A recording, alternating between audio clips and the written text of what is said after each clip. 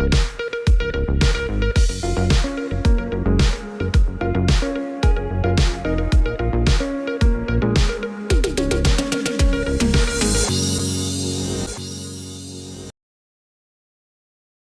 News കാലാവസ്ഥാ വാർത്തയിലേക്ക് സ്വാഗതം. ഇന്ത്യൻ മഹാസമുദ്രത്തിൽ ഇന്തോനേഷ്യൻ ദ്വീപുകൾക്ക് സമീപം രൂപം കൊണ്ട് ഇന്ത്യയുടെ ഭാഗത്തേക്ക് നീങ്ങുന്ന ചക്രവാതച്ചുഴിയുടെ കൂടി സ്വാധീനത്താൽ കേരളത്തിൽ പ്രതീക്ഷിച്ച ആശ്വാസമഴ ഉടനെത്തും.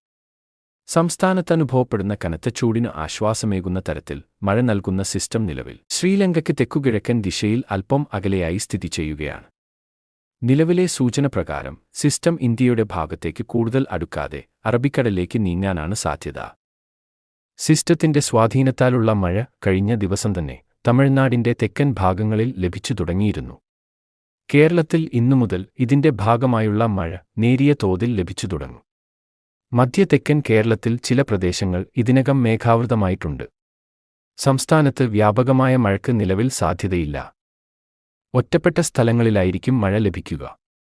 ചിലയിടങ്ങളിൽ ശക്തമാവുകയും ചെയ്യും. ഇടിമിന്നലോടുകൂടിയ മഴയ്ക്കും സാധ്യതയുണ്ട്. ദിവസവും ഉച്ചകഴിഞ്ഞാണ് മഴ എത്തുക. വെള്ളിയാഴ്ച മുതലാണ് മഴ കാര്യമായ തോതിൽ ലഭിക്കാൻ സാധ്യത. ആദ്യ ദിവസങ്ങളിൽ മധ്യ തെക്കൻ കേരളത്തിലും തുടർന്ന് വടക്കൻ കേരളത്തിലും ചിലയിടങ്ങളിൽ ശക്തമായേക്കും.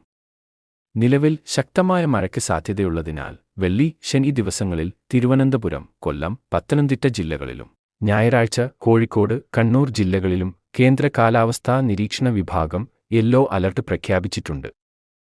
കാലാവസ്ഥാ വാർത്തകൾ കൃത്യമായി ലഭിക്കാൻ ചാനൽ സബ്സ്ക്രൈബ് ചെയ്യുക. നന്ദി.